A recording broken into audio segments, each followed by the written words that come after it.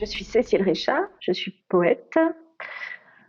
Euh, j'ai fait des études d'art plastique en fait. Je viens plutôt du milieu artistique. J'ai fait des études de beaux-arts. Voilà, ça m'a amené à l'écriture. Et puis j'habite à Lille.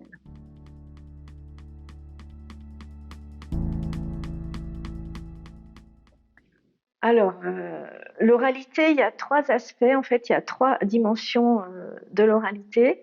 La première, je pense, certainement, je suis sûre même, qui est propre aussi à d'autres pratiques d'écriture, qui est commune, en tout cas d'écriture littéraire. Euh, c'est ce qu'on va appeler le rythme ou la musicalité de l'écriture, que chaque auteur, chaque autrice peut s'exercer à vérifier. Donc soit du coup en parlant haut et fort à la maison, en écrivant, vraiment dans le geste d'écriture, dans le processus, soit avec l'habitude dans sa tête. Moi je sais, je pratique les deux. Voilà, parfois ça se fait tout seul dans la tête, et puis parfois on a vraiment besoin de le vérifier en lisant haut et fort le texte en train de se faire. Donc ça, c'est une des dimensions de l'oralité. La deuxième dimension qui est spécifique à mon travail, c'est que je vais utiliser l'oralité comme matériau, la parole. En fait, la parole sous tous ses aspects aussi, que ça soit dans la rue, prélever les paroles dans la rue, prélever les paroles à la radio. J'écoute beaucoup la radio. J'ai un livre qui s'appelle Madame Nan, qui est sorti chez le Dernier Télégramme en 2019 et qui est conçu presque intégralement de paroles dont je fais ensuite un montage, un mixage, comme en musique. Et on peut retrouver ça dans certains textes, mais c'est pas systématique dans tous mes textes. C'est quand même prégnant, voilà. Et puis en tout cas, à mes débuts, c'était très prégnant aussi, ce matériau-là. La troisième dimension de l'oralité, c'est quand je destine les textes à la lecture publique. Et de fait, la lecture publique, pour moi, c'est un retravail. Et c'est pas seulement un retravail avec le stylo sur l'ordinateur, c'est une réécriture du texte dès lors qu'il va être dit et qu'il sort de la page. C'est un mode de réécriture.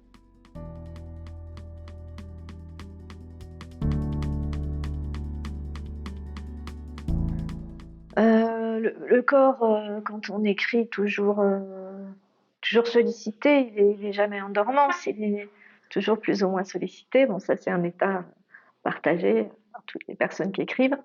Ensuite, pour la question de la performance, alors je me qualifie pas de performeuse et en même temps, c'est un terme très galvaudé, donc je laisse aussi le soin aux gens de qualifier cette pratique-là.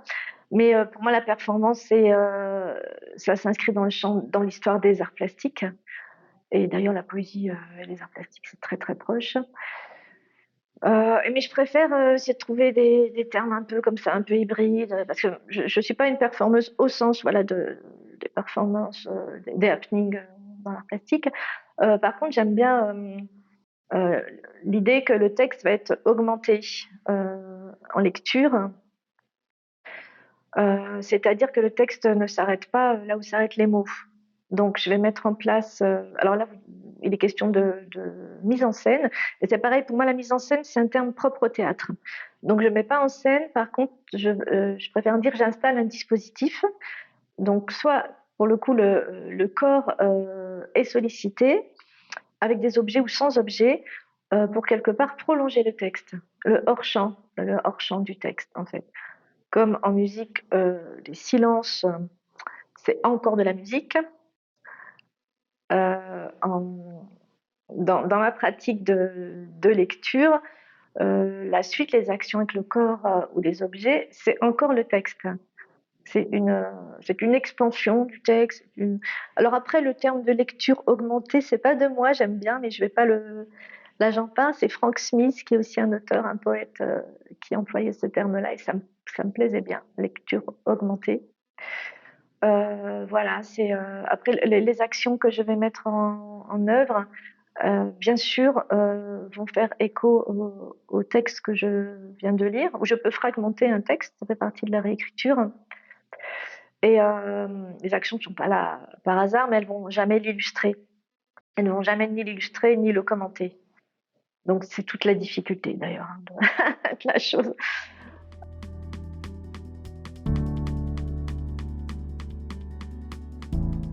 Alors pour moi, le sujet ou l'objet, le sujet central de l'atelier d'écriture, c'est l'écriture. Donc il m'est arrivé, je pense, oui, il m'est arrivé d'écrire avec ce thème ou ce sujet du corps, hein.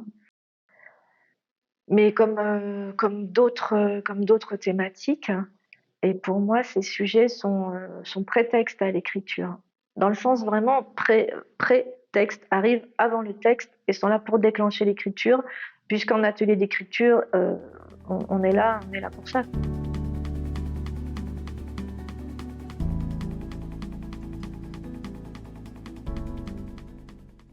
Dans le déroulement type d'un atelier d'écriture, il y a donc le temps où on donne la consigne, le temps d'écriture, pour faire simple là, et juste après ce temps d'écriture, à chaud, on encourage les participantes et les participants à lire, parce que c'est un temps d'expression qui est intéressant, parce que ça met, même si c'est difficile une fois que c'est fait, ça met en confiance. Et puis, en général, les participantes et les participants sont très heureux de l'avoir fait. Et c'est un temps d'échange. Et c'est vraiment induit dans le fonctionnement, le déroulement de l'atelier d'écriture, ce temps de lecture. Sinon, ça n'a pas, franchement, l'intérêt. Sinon, on envoie une consigne, on écrit chez soi dans son coin. Enfin, c'est ce qui se pratique aussi, hein, mais là, je parle bien d'un atelier d'écriture où tout le monde est présent.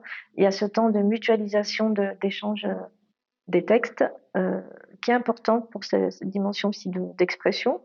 Et puis, tout simplement, d'échange d'idées, et puis de pas laisser ensuite la personne toute seule avec son texte. Donc voilà, ça c'est une chose, ça c'est pendant l'atelier. Euh, on peut me demander, selon le contexte, dans certains ateliers, de faire une restitution. Et donc là, il y aura un autre travail qui sera un travail de réécriture, d'abord de réécriture des textes, bon, sur le clavier ou avec le crayon, et ensuite de réécriture pour l'oralité. De la même manière que je l'ai évoqué tout à l'heure, pour moi, le texte lu à l'oral, c'est une réécriture. Je ne vais jamais lire un texte tel qu'il est. Et donc, j'applique ce principe aussi quand je travaille avec les participants et les participantes en atelier d'écriture. D'autant qu'il y a un peu des attentes, des enjeux sur le fait de faire une restitution, on va faire quelque chose, non pas forcément très léché, puisque ce n'est pas un spectacle non plus. Mais ce temps de réécriture est important et va valoriser aussi les voix et les textes.